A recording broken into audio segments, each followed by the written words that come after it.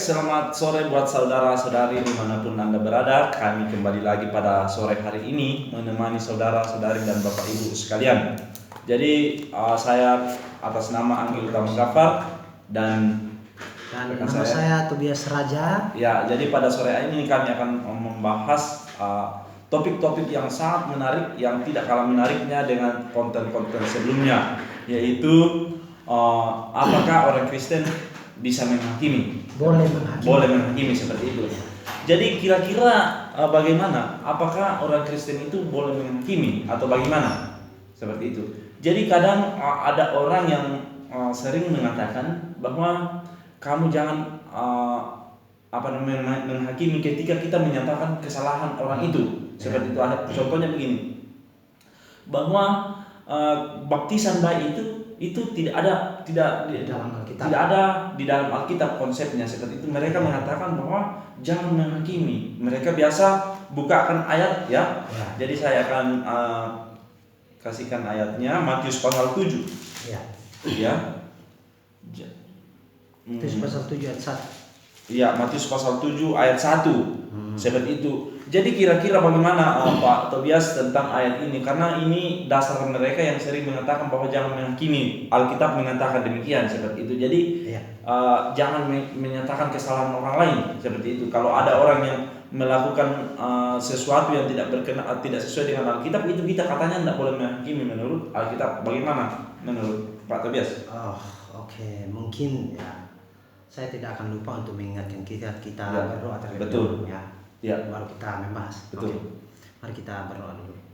Bapa di dalam sorga, pada sore menjelang malam hari ini kami sangat mengucap syukur atas kesempatan yang indah yang Tuhan sediakan bagi kami untuk membahas kebenaran firman-Mu, dan tema yang akan kami bahas yaitu apakah orang Kristen boleh menghakimi atau tidak, karena banyak orang yang mengajarkan bahwa kita tidak boleh menghakimi. Inilah doa dan permohonan kami. Di dalam nama Tuhan Yesus kami telah berdoa dan mengucap syukur. Amin. Amin. Oke. Ya, silakan Pak Tobias. Jadi temanya sangat menarik ya. Betul. Karena inilah yang senjata ampuh orang Kristen bahwa kita tidak boleh menghakimi antara satu dengan yang lain ya. Karena mereka melihat Matius pasal 7 ayat yang pertama. Ini yang mereka pakai. Saya baca dulu ya. Berbeda. Jangan kamu menghakimi supaya kamu tidak dihakimi, katanya. Jadi dengan ayat ini mereka berkata bahwa kita tidak boleh menghakimi antara satu dengan yang lain. Tetapi pertanyaannya bagi kita, apakah benar pernyataan demikian? Seharusnya kita sebagai manusia yang memang percaya kepada Tuhan dengan segenap hati harus berdasarkan pada firman Tuhan. Makanya kalau baca dalam Amsal pasal 3 ayat 5 di situ dikatakan bahwa percayalah kepada Tuhan dengan segenap hati, jangan berdasarkan pada pengertianmu sendiri. Betul. Jadi dalam pengertian percaya kepada Tuhan dengan segenap hati berarti percaya kepada semua firman-Nya, ayat-ayat Alkitabnya yang berada di dalam firman-Nya, baru disimpulkan seperti itu. Nah, kalau kita membaca satu pasal ini dari ayat 1 sampai ayat ke-5-nya ini, sebenarnya ini Tuhan menyindir orang-orang Farisi. Ya, karena dari Matius pasal 6 itu mereka berdoa kepada para tikungan-tikungan jalan raya, seperti menunjukkan bahwa mereka adalah manusia yang rohani supaya bisa dihargai oleh semua orang tentunya.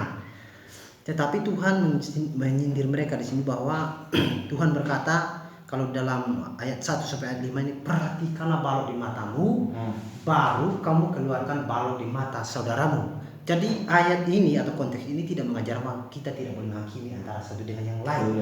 Justru Tuhan dalam konteks ini mendukung penghakiman itu. Dari mana kita tahu? Dari firman Tuhannya sendiri begitu ya. Saya belum kutip ayat-ayat yang lain, tapi saya membaca dulu supaya lebih jelas. Di ayat pertama, jangan kamu menghakimi supaya kamu tidak dihakimi, karena dengan penghakiman yang kamu pakai untuk mengukurnya, kamu pun akan diukurkannya secara demikian. Mengapa kamu melihat selembar balok di mata saudaramu, sedangkan balok di matamu tidak engkau ketahui? Bagaimanakah engkau dapat berkata kepada saudaramu, biarlah aku mengeluarkan selembar balok itu dari matamu, padahal ada balok di dalam matamu? Hai orang munafik, keluarkanlah dahulu balok dari matamu, maka engkau akan melihat selembar balok dengan jelas, untuk mengeluarkan selembar balok itu dari mata saudaramu. Jadi maksud Tuhan di sini, kalau sifat atau tindakan orang-orang Farisi itu, mereka suka menghakimi orang lain, tetapi mereka tidak suka dihakimi oleh orang lain. Oh. Itulah Tuhan bilang bahwa kalau kita menghakimi orang lain, maka diri kita pun siap untuk dihakimi. Makanya orang Kristen hanya copot, mereka hanya pakai ayat 1, tapi jawabannya di ayat 2 dan ayat selanjutnya. Di ayat yang kedua dikatakan, karena dengan penghakiman yang kamu pakai untuk menghakimi, kamu akan dihakimi, dan ukuran yang kamu pakai untuk mengukurnya akan diukurkannya kepadamu. Jadi sekarang pertanyaannya kan Tuhan bilang begini, kalau kamu mengukur orang dengan apa yang kamu pakai untuk mengukurnya, kamu pun akan diukurkan secara demikian. Berarti apa pertanyaannya, apa dasar kita untuk menghakimi orang lain? Itu Alkitab. Jadi Tuhan berkata justru mendukung di sini bahwa kita saling menghakimi antara satu dengan yang lain, karena itulah yang dikehendaki Tuhan supaya bisa mengetahui yang mana yang benar, mana yang salah. Jadi inti yang saya tangkap ya, jadi begini adalah konteks Tuhan Yesus sedang menyindir orang Farisi ya, seperti itu. Jadi orang Farisi ini melakukan sesuatu hal yang dia tegur kepada lain. Contoh yang saya tangkap tadi ini, contohnya orang Farisi ini berbohong, tetapi dia marahi orang untuk berbohong, seperti itu. Jadi di sini ayat ini yang barusan kita baca ya, kita sudah membahasnya bahwa ayat ini sama sekali tidak mendukung atau tidak melarang kita untuk menyatakan kesalahan orang lain, seperti itu.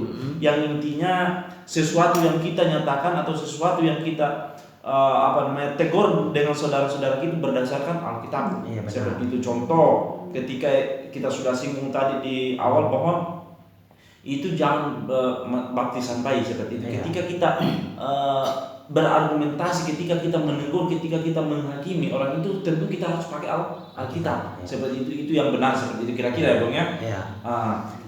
Jadi sekali lagi kan Tuhan bilang, perhatikanlah balok di matamu terlebih dahulu, baru keluarkan balok di mata saudaramu. Dalam pengertian, kalau secara pengajaran Tuhan ingin mengajarkan kepada kita, perhatikan dulu kesalahan kita, perhatikan dulu pengajaran kita, doktrin kita, baru kita menghakimi orang lain. Itu yang Tuhan mau. Jadi maksudnya supaya kita mengoreksi diri dulu, karena pengertian menghakimi itu artinya menilai, mengoreksi, menyelidiki, bahkan mempertimbangkan. Sebenarnya seperti itu. Makanya kalau di pengadilan saja di dunia ini, mereka itu tidak langsung menghukum orang, mereka harus menilai dulu keterangannya apa, salah atau benar. Kalau salah baru dihukum. Kalau benar tidak dihukum, seperti itu. Nah, jadi kita baru perhatikan ayat ini di konteks ini. Kalau di ayat yang lain, coba ini Yohanes pasal 7 ayat 24, di situ dikatakan bahwa menghakimilah dengan adil. Jadi ada suatu titik di mana Tuhan perintahkan menghakimi dengan adil. Menghakimi dengan adil apa maksudnya? Maksudnya kalau kita menghakimi orang lain, kita pun siap untuk dihakimi oleh orang lain. Itu baru adil. Kalau orang Farisi memang tidak adil, makanya Tuhan sindir di sini.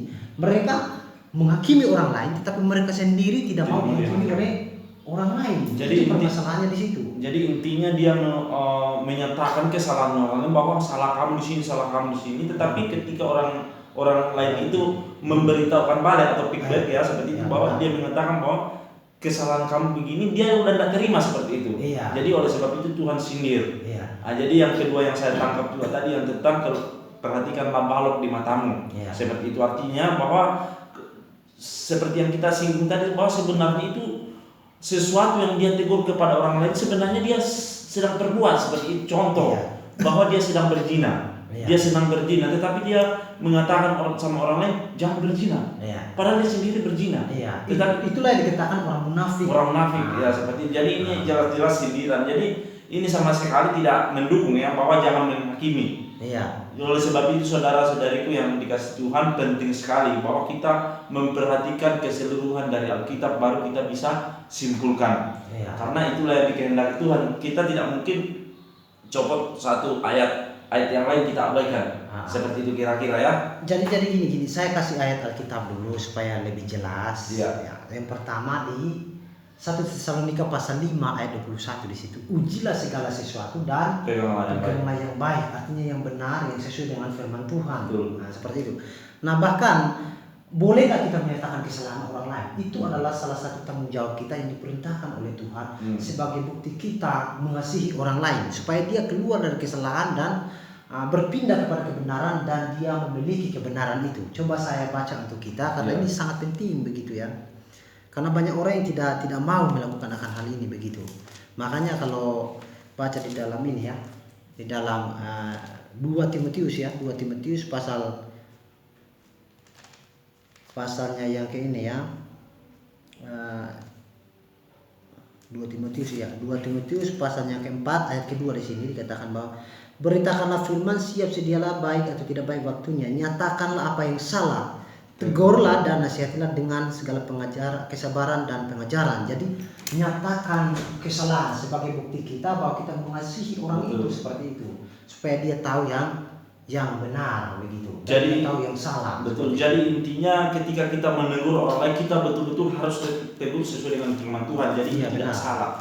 Jadi intinya bahwa di sini kita ayat ini sama sekali tidak mendukung bahwa jangan menghakimi, seperti justru sebaliknya. Tetapi yang ayat ini tentang yaitu bahwa ketika kamu menyatakan kesalahan orang lain, kamu terlebih dahulu harus tidak melakukan kesalahan itu seperti itu, baru kamu menyatakan kesalahan orang lain. Dan poin kedua yang saya tangkap bahwa ketika ada orang lain mengoreksi kamu harus siap seperti itu dan mempertimbangkan, tentu harus menjadikan Alkitab sebagai dasarnya seperti itu, kira-kira seperti itu ya.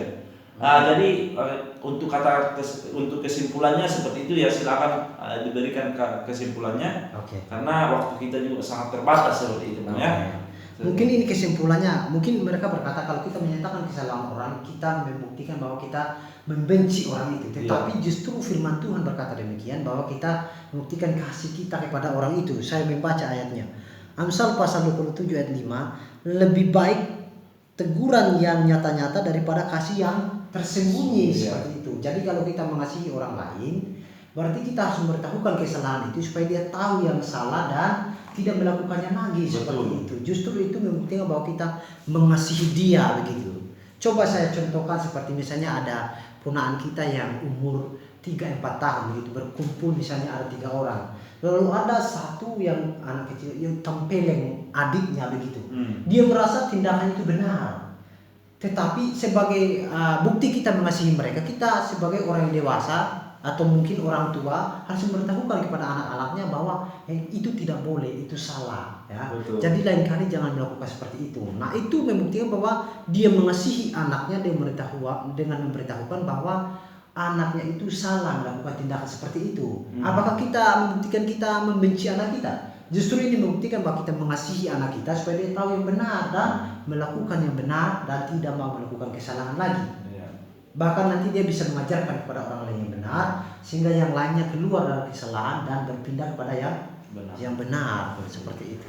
Jadi puji Tuhan ya. Jadi kesimpulannya sudah kita tarik bahwa ketika kita ditegur dengan kasih, dengan firman Tuhan, tentu itu adalah suatu hal anugerah seperti itu. Karena di Wahyu juga pasal 3 ayat yang ke-19 Tuhan mengatakan di situ, barang siapa kasihi ia kutegur dan kuhajar. Bahkan di sini kuhajar. Iya benar. Sebab itu relakanlah hatimu dan bertobatlah. Jadi istilahnya ketika ada orang yang mengoreksi kita, ketika ada orang yang menyatakan kesalahan, tentu berlandaskan Alkitab, marilah kita dengan rendah hati kita cek apakah saya betul-betul salah atau tidak seperti itu. Karena seperti kutipan tadi 1 Tesalonika 5 ayat 21, ujilah segala sesuatu dan pengalah yang baik. Dan di Amsal 14 ayat 12, banyak jalan yang disangka orang lurus tapi ujung-ujungnya menuju maut. Jadi semoga kita semakin berhikmat untuk mencari kebenaran. Jadi sampai di sini ya Bung ya. Jadi semoga di lain waktu kita masih diberikan kesehatan oleh Tuhan